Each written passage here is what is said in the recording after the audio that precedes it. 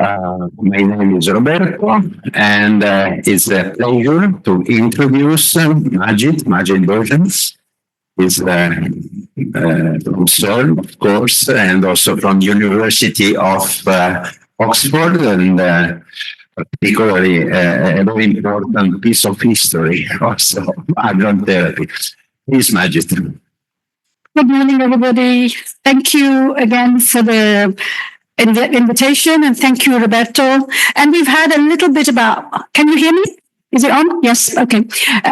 We've already actually had quite a nice walkthrough from Ugo, so some of my slides will be a little bit replicated because I happen to, if I can.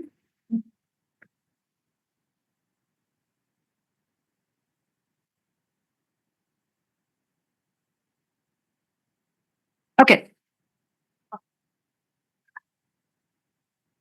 As I said, actually, it's a great pleasure to be speaking this year because it's a very important year, as you already heard from a number of people in Hadron Therapy. I'm, 70 years, same month, same year. And the thing I always point out to everybody who's working with me about translation of technologies into a clinical setting, how come we only have, you heard, 125 proton centers and 15 carbon centers in 70 years, and CERN, which was founded at the same time, is the world's most famous, well-known laboratory. So what is it in particle therapy we could do differently so we would have the same possibilities? And of course, we talk about funding, working together, collaboration. But for me, what is nice is that I happen to be one of the few people who's been both in Berkeley and at CERN, and I've been doing this for a long time, and it's really challenging. And this one I pointed out because Maria talked about enlightening, and our network is called Enlight. And Ugo talked about names. European Network for Light Ion Hadron Therapy. I tell you, we had a huge discussion. I said, sorry, but my clinical biology colleagues don't know what a hadron is. And for us, carbon is heavy. So it was already an interesting point when we started with this network, but I like the idea of Enlight, and it's enlightening and trying to move forward. Oh gosh, don't tell me I'm going to have this. Okay, so I have to, I know you've seen this before, but I'll do it quickly. So Lawrence, his cyclotron, which if you go to Berkeley, sits in your palm. It's really small. But the thing you might not know is,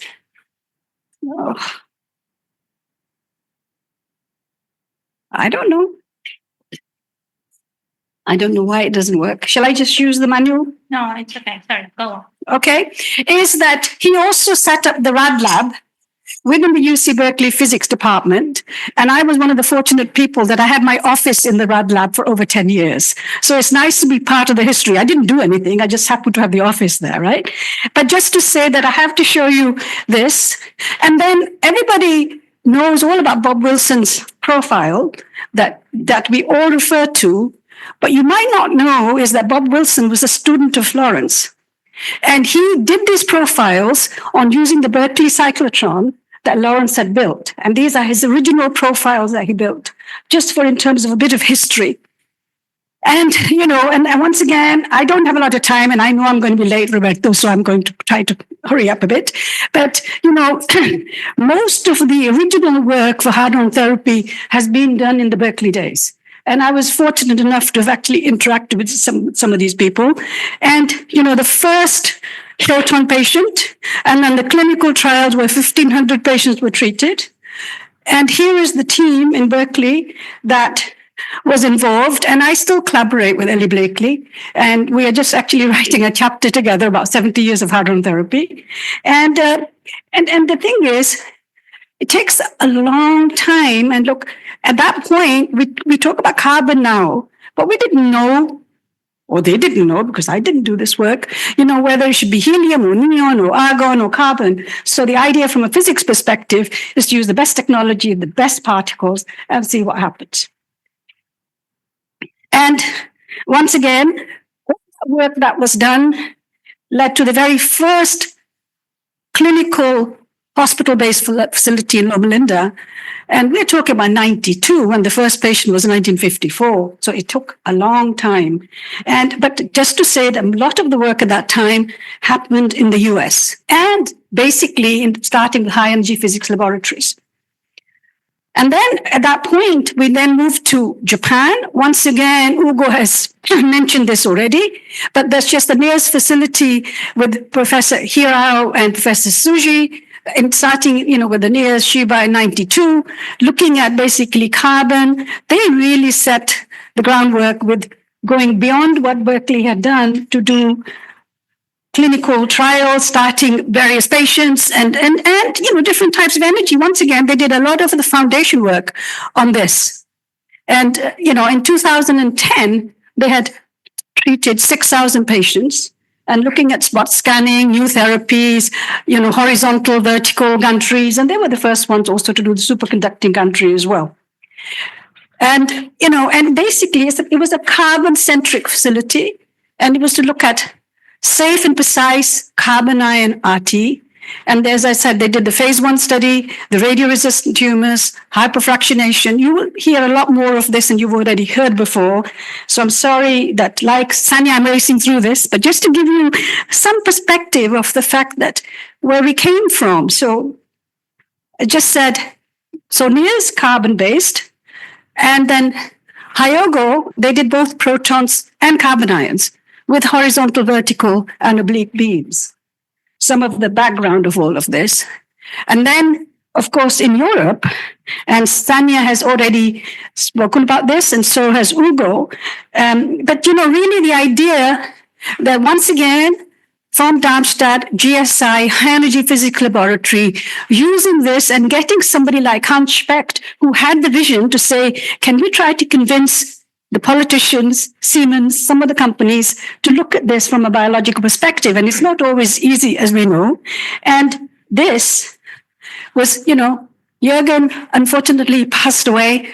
Gerhard and Jürgen Debus, a really young Jürgen Debus. And they started this in the GSI laboratory, treated 450 patients, and saw some of the data, and I'll just quickly go through it, but it's these type of basic data which then build and give evidence to start building facilities which become clinical. But you need that fundamental information first. And I don't think anybody's mentioned this, but when I came to CERN from Berkeley, this was one of the things we looked at is in-beam PET. So being able to do real-time PET imaging. And it was Wolfgang Enghart who with Katja Parodi were working on this. And we actually were able to start thinking about real-time imaging as you treat to see if it delivers where the dose was. And we did manage to get EU funding for trying to put that into a clinical setting. And so once again, I don't spend a lot of time on this, but first patient, first beam, first patient, and the first carbon gantry in operation. And of course, huge 600 tons, very expensive, but new technologies, which then have to come into realization. And now we start talking about superconducting and so on. And I'm sure that Maurizio will mention some of the new stuff that happens. And here is the PIMS at CERN, 96-2000. And I want to really talk a little bit more about light, but I came to CERN at the end of 99 from Berkeley, and one of the first people I met was Ugo Maldi. He said, I hear you've been hired to make the bridge between physics and medical applications. So we've just finished PIMS. Can you help us to translate this into a clinical facility? I mean, but you don't say no to Ugo, of course. But I was thinking, what have I let myself in for? I mean, how do you do that? That study had just finished. And this is how the beginning of the European network. The idea, as I said, was germinated in 2001. Estro-Med-Ostron meeting where PIMS was presented, and the Estro-Hadron group was established.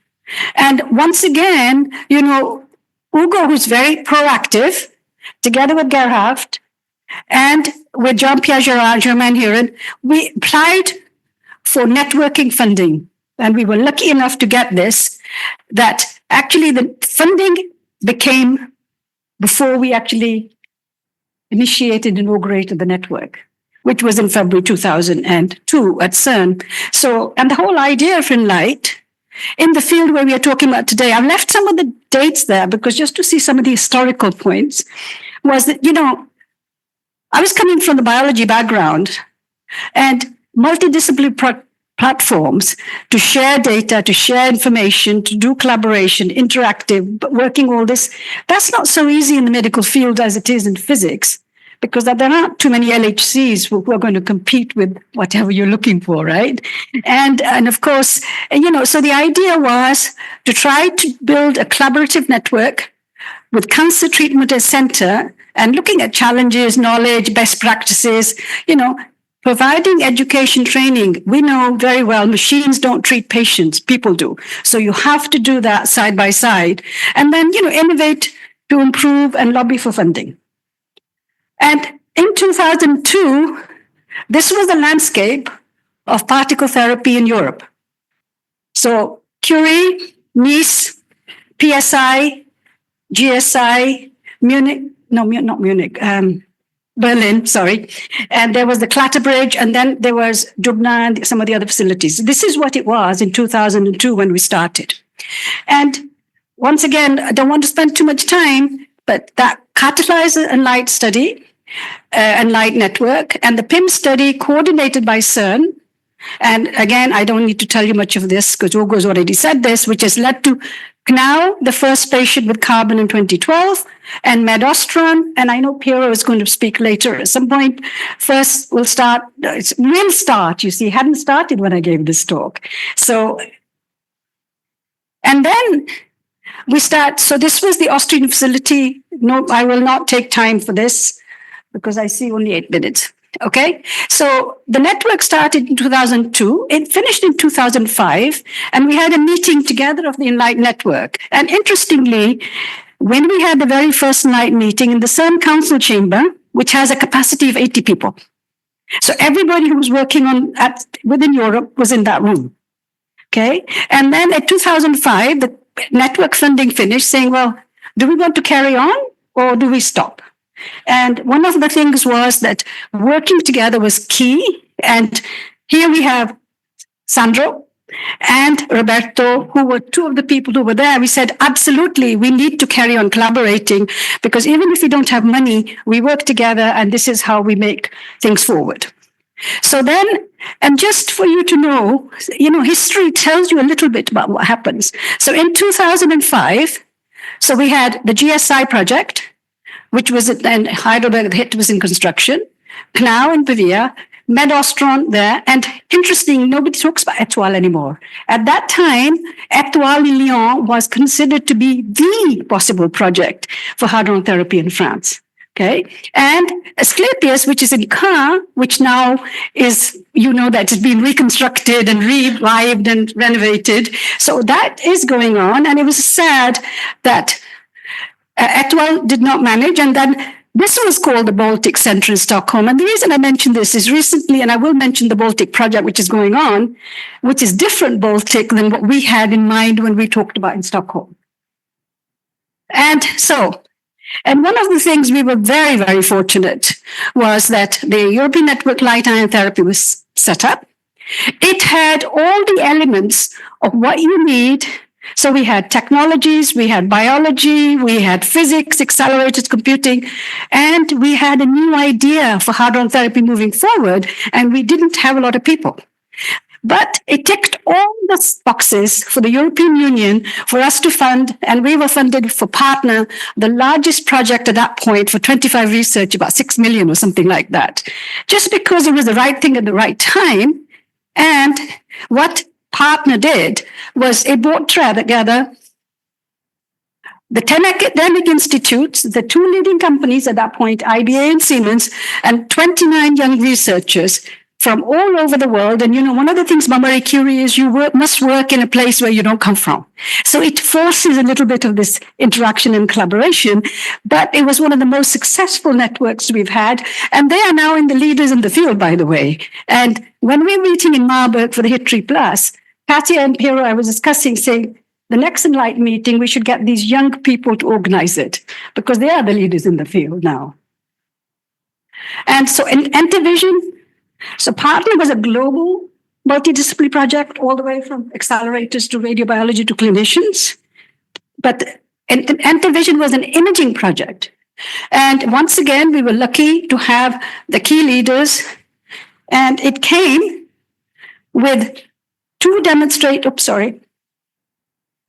we came up with 2 demonstrates real-time imaging. And by the way, this whole idea of this Envision was Wolfgang Enghardt's in-beam PET. That was our starting point. How can we improve real-time imaging? And we didn't build an in-beam PET, but we got a prompt gamma camera, which is now being used by IAA to look for real-time imaging. And lots of publications, lots of younger people who really are the future. And now I come to ULIS, where Roberto was the coordinator. It was the first integrating infrastructure project that we had. And at that time, CNAO was not operational fully. HIT was, and the other facilities were trying to come on board. And just to say, it was, the same thing you will hear about HITRI, plus transnational access, joint research activities, training courses. Because the whole idea is to be able to leverage the facilities that exist to do training and exchanges and to build bridges so you can move forward. The same sort of thing that Satirius talked about, that what IAEA does. But here we had concrete places where we could actually leverage that. So, and then at that time, and light was only about hadron therapy. This is what we were focusing on. But then in 2010, we said, well, we shouldn't just talk about hadron therapy. There are lots of other things that have to be developed in order to do this. So we had the very first Physics for Health in Europe conference at CERN. It's the first time CERN had held something like that. Once again, people like Ugo are the driving forces to make that happen. And then there was another conference, which was the International Conference of Translational Research, which was led by Jacques Bernier from the Genolier Clinic in Geneva.